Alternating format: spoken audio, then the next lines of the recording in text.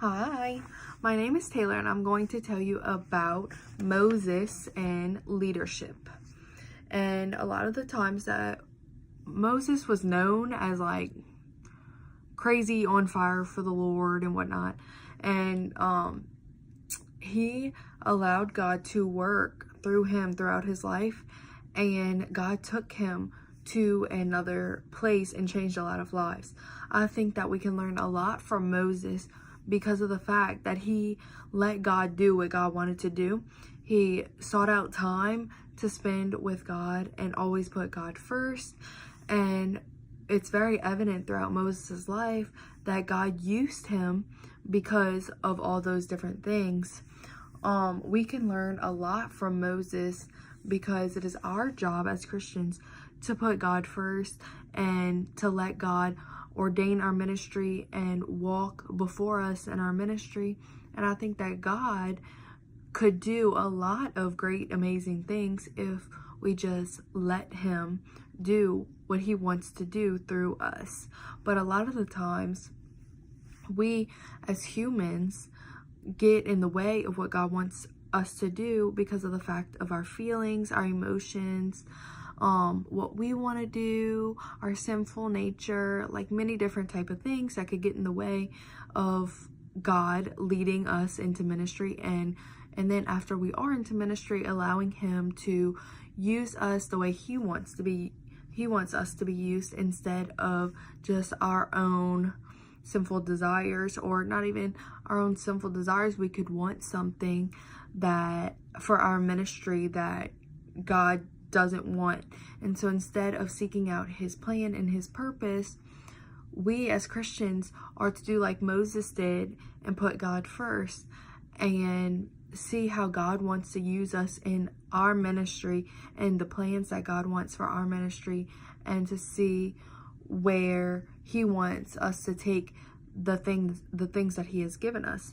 It is when we do those things where God could then use us, and then our ministry will no longer be our own, but will be God's ministry, which was God's plans from the start. And I think that if we put God first and do all those things like Moses did, we could be very impactful, just like Moses was. Moses was known in a lot of stories throughout the Pentateuch, and it's our job to examine those stories and to find out what kind of leadership that Moses had and the qualities that we can take from that, because Moses was human just like all of us, and yeah, he may have made mistakes here and there, but he still put God first, and he sought out to see what God wanted for him and what God wanted for the ministry opportunities that he was blessed with. But we can tell that Moses had a very amazing but yet interesting story from the beginning of his life. I'm sure that we all know the story of Moses, but just a quick recap. Moses, after birth, was put into a basket and shipped down the Nile River from his mother. His mom had to put him in the Nile River because Pharaoh was going around killing the babies.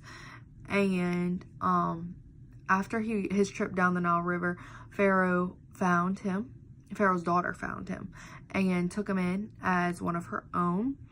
And I think that is a crazy story because of the fact that it's a Nile River, and the person who was killing the babies wound up taking in one of them. And but yeah, that's a story that we can obviously tell that, hey, look, God has a plan for this boy's life because of what has happened. God has a plan and a purpose for all of our lives, whether or not we have a crazy story like that. But the fact that Moses could have been very close to dying, and he wasn't. And so we could obviously see that God had his hands on Moses' life through that one story. That's just one example of it. But to back this up, Donald Capps from the journal article 40 Years with Moses states, My second observation derives from the facts that Moses was called to his leadership role. When you're called to something, it's already known that you're going to be successful at it as long as you put God first and as long as you put in the effort that God wants you to make this successful. We cannot just be blessed with the ministry from God and not work at achieving the things that God wants for us. We can't expect God to do all the work when He's already given us the ministry. He then puts us as a leader to bring the ministry where He wants it to go.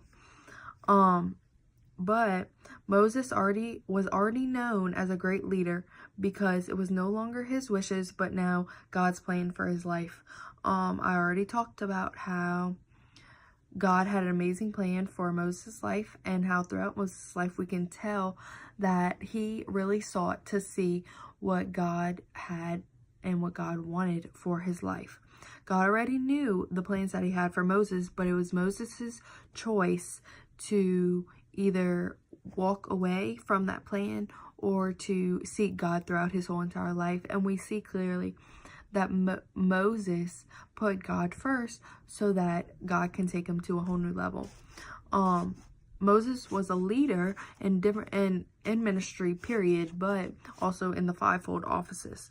Hal Lewis, in the article Moses and the Journey to Leadership, Timeless Lessons of Effective Management from the Bible and Today's Leaders, states, like most leaders, Moses remains uncertain about his ability to command the people's respect. Like all leaders, Moses possesses the rod, and all he has to do is believe that he had the power, the ability to lead.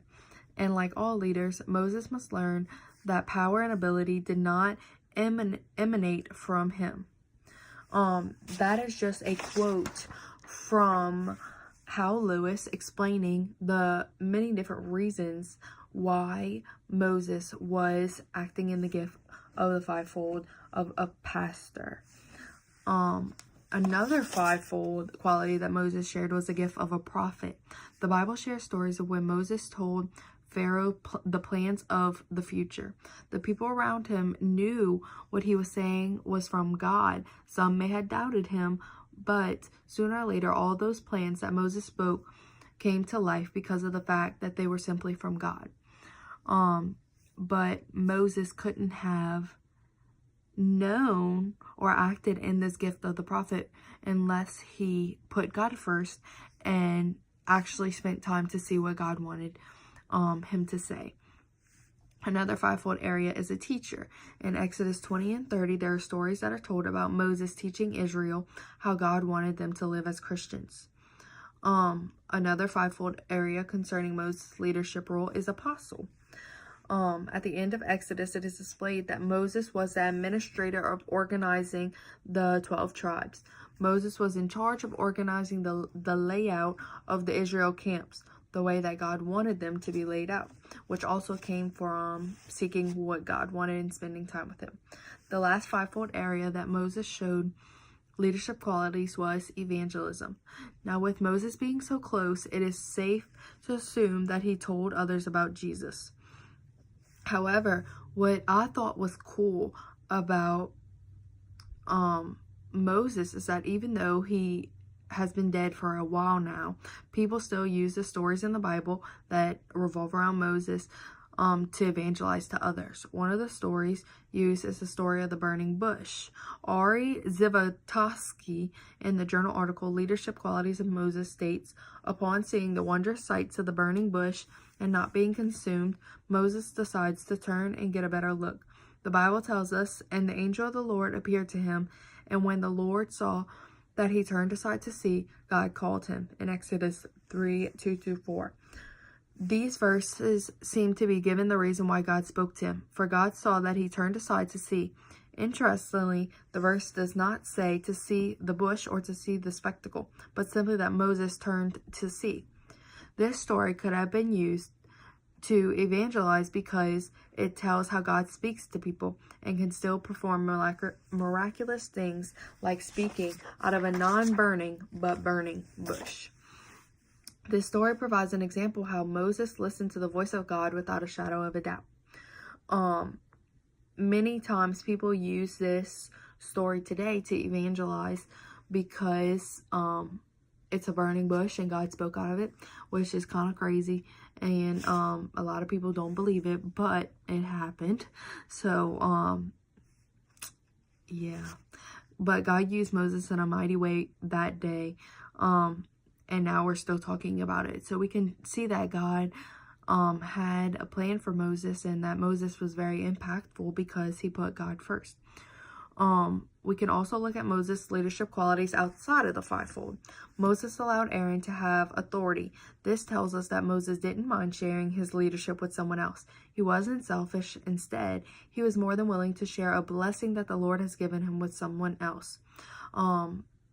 Another lesson we could learn from Moses is how he spent time with God. I've been stating that throughout the whole presentation, but spending time with God allowed Moses to establish a personal relationship with God.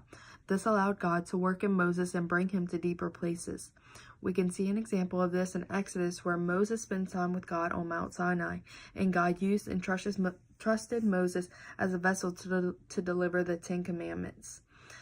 A last example of leadership that we see in Moses is throughout the life of Joshua.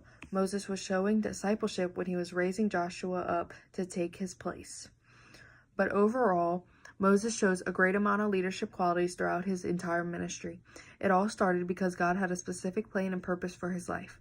Moses allowed God to use him to change the world around him. It was because Moses allowed God to do what he wanted to do, and now the outcome of that impacted so many people back then and even today.